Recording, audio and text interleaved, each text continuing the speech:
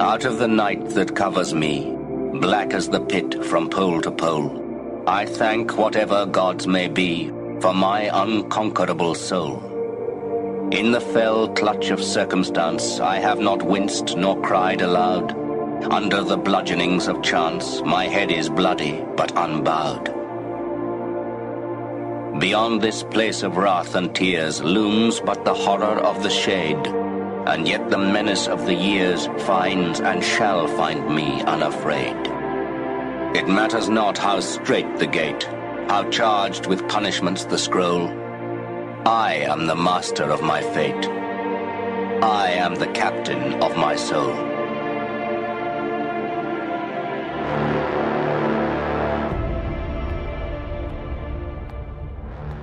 That education only gonna take you so far. I know a lot of people got degrees, man, thing you ain't even using. It's your gift. But the only way for you to soar is you got to jump.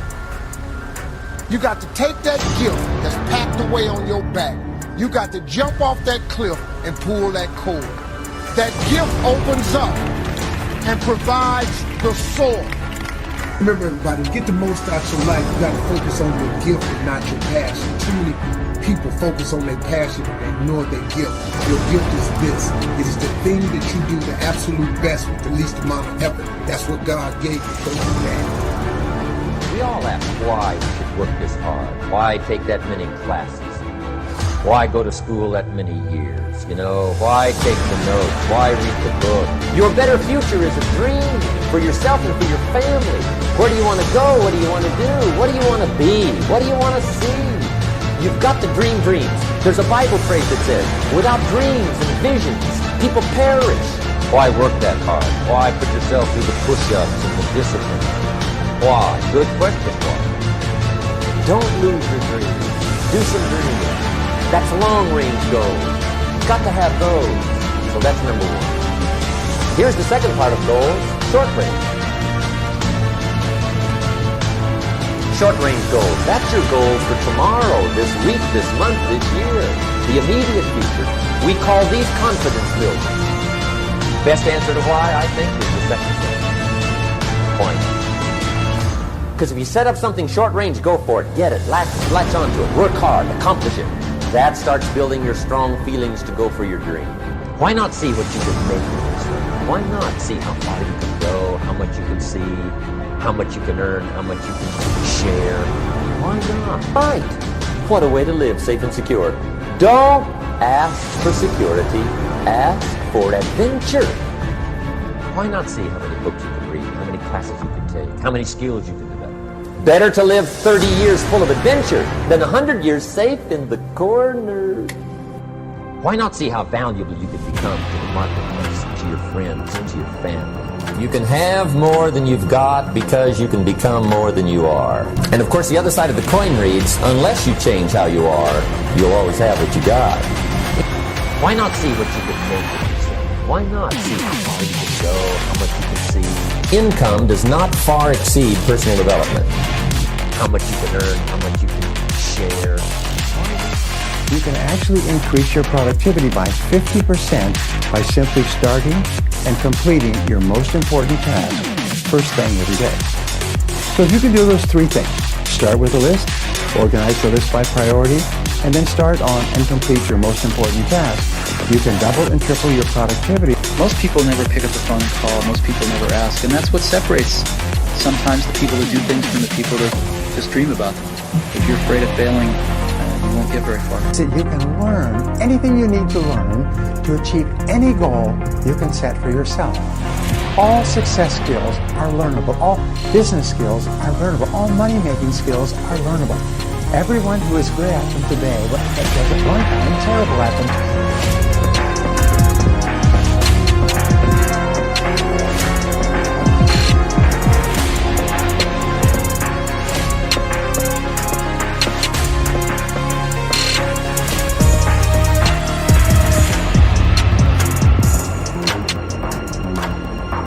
Self-esteem is the disposition to experience oneself as competent to cope with basic challenges in life and as worthy of happiness. Our self-esteem creates self-implicit expectations of what is possible appropriate ones. These expectations tend to generate the actions that turn them into realities. The realities confirm and strengthen the emotional beliefs. So let's just say you have low self-esteem, you don't really feel like you can cope with the challenges of life, you don't really feel like you can go for your life, it's like, this is not really for me, I can't really achieve all of this. It's just this cycle that goes on and on and on, and that keeps you just stuck. And this is why it's so important to work on it to raise your self-esteem. You can do so by focusing on actions or practices. It's something you do over and over again, a way of being, and this here will affect your self-esteem. So the first one is the practice of living consciously. Okay, basically having a mind that is active versus passive, that seeks awareness versus simply not bothering, that is responsible toward reality versus that escapes or invades reality. The second is the practice of self-acceptance. Basically to be for yourself and to refuse to be in an adversarial relationship to yourself. The third is the practice of self-responsibility. To feel competent to live and worthy of happiness, I need to experience a sense of control over my existence. Okay, and this means to take 100% responsibility for your life and your well-being. Okay, the fourth practice is the practice of self-assertiveness. This self-assertiveness means honoring your wants, your needs, your values, and seeking the appropriate forms of their expression in reality. And this is a practice. It's the willingness to stand up for yourself, to be who you are openly, to treat yourself with respect in all human encounter. The fifth practice is the practice of living purposefully. Okay, and this means basically using your powers for the attainment of goals you have selected. Okay? To live without a purpose is to live at the mercy of chance. It's like, whatever happens will happen. You're just a drifter. No, okay, you should be proactive, not reactive. If you don't do something, nothing will happen. What it means is staying true to yourself. Okay, integrity asks that our effort to find the best choice be authentic, that we stay conscious, stay connected to our knowledge, call on our best rational clarity, take responsibility for our choice and its consequences, do not seek to escape. This is something to really take some time to reflect on. What are we all seeking? What are we all looking for in life? What is the goal? What is the motivation behind everything that you do? And if you really follow it to the root, okay, it's not like, well, I'm doing stuff for money. Okay, why do you need the money? Follow the trail of lies. It always comes down to happiness. And happiness here with a capital H. Basically, a continuous state of happiness with no sorrow or suffering or anxiety or worry. Just that feeling of peace and just being at peace. That's what we're all after. This is what drives us. This is what we're seeking. Okay, everything you're doing right now, you're doing to hit this state, to experience this state of just being continuously happy. Okay, and it's not the happiness you're used to experiencing either, which is that dirty high where you're kind of afraid of losing it. It's just that continuous state there. But this is our default natural state. Let's just say this is our very nature.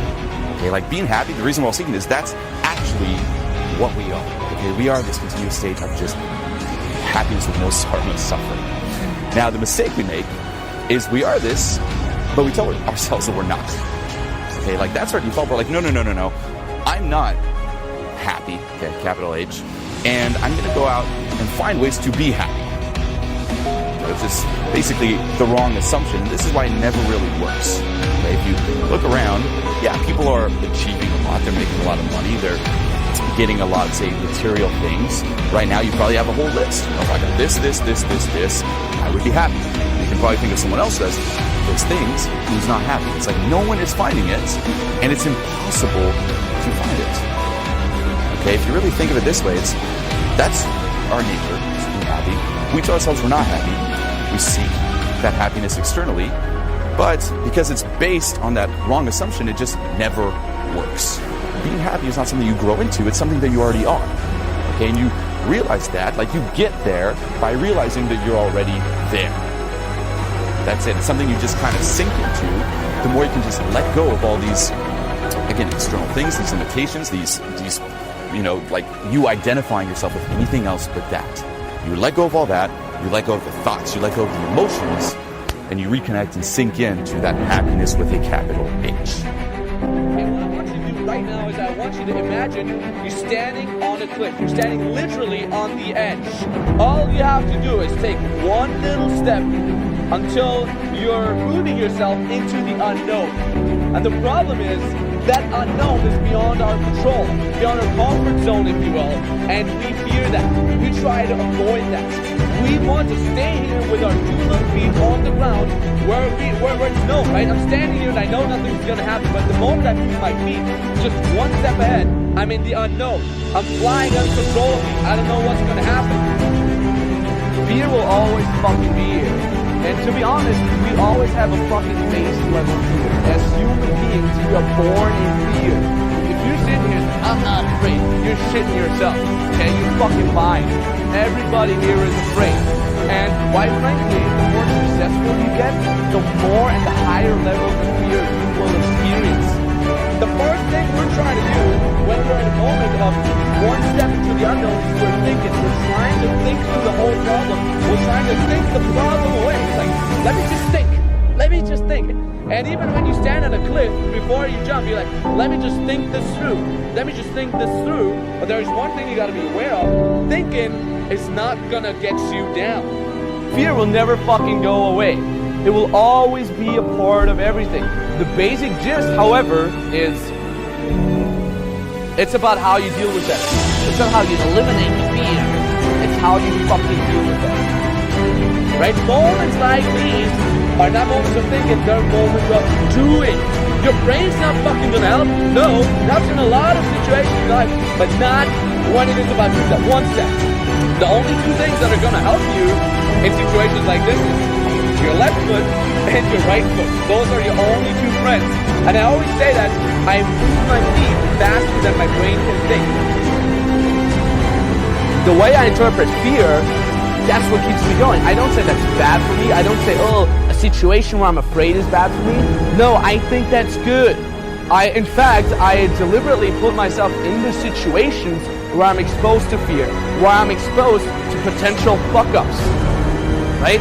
When I get in the situation and somebody would tell me, dude, there's a 90% chance you're gonna fuck it up, I'm like, bring it on, man, because it's a win-win situation. I either win, I either overcome that obstacle, or I get fucking stomped into the ground, but survive. But fucking survive. Bill Gates is not confident in making money because he made a lot of money. No, those motherfuckers are fucking confident because they lost. And they lost, and they lost, and they lost, and they lost, where everybody would have given up. And those motherfuckers went back up like, well, I guess I gotta fucking do it again. Stop thinking and move your feet into the unknown. Fly down, survive, and tell yourself you survived. Even if you land on your ass, you're most probably gonna survive, and you're never gonna regret it. Just do it. What's a king? And these are just expressions. A king is a man who just outclasses other guys. Most other guys are just kind of trying to get through the day. They're trying to just amuse themselves with little random diversions to get the day done. A guy who's a king is on his purpose. He knows what he wants out of life. He knows what vibe he wants around him. He has a good sense of personal boundaries. He knows what he's doing now. It's a cut above. You're somebody who likes what he does for a living, and if you don't, you're taking steps towards getting to a point where you do. You're fun, you're happy, you smile, you enjoy the little things, you can stop and smell the fucking roses, you're not all stressed. It's really about the ecosystem that you build around yourself. You gotta build it, and it's not gonna build itself. These things do not build themselves. For me, life is about, again, like I said, building yourself up. And what it really comes down to in the end, you want to know what it actually is? Honestly, contribution is. Part of this journey is when you see an opportunity, take fucking action. You want your full self to look goal. You want to be emotion-oriented and think about the right, not convention-oriented. People think that they want to move up. Only part of the things. They're part of the things. Think about things. You tell the size of a man by the size of his fall. Got a small man, his problems are very self-directed, very self-focused. People that are in pain, they can't think about contribution. So you want to think of that as like coping versus thriving. Coping, thriving. You're in protection or you're in progression. You know? And so you'll see guys where like, you know, when they're thinking, their entire thought process is on themselves. Why is that? It's because they're in protection. It's because they are coping. They're coping through life, pain. They're in scarcity.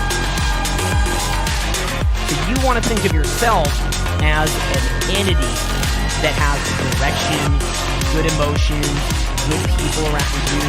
What does that mean? A few different things. One is, you've got to know who you are. Like, who am I as a person? What am I doing? Like, that'd be the number one question to ask. What the fuck are you doing here? You know what I'm saying? Not to fuck with your brain, but you know what I'm saying? Like, what are you doing here? You know, it's like, dude, you're lacking that true north, right? So what is your true north?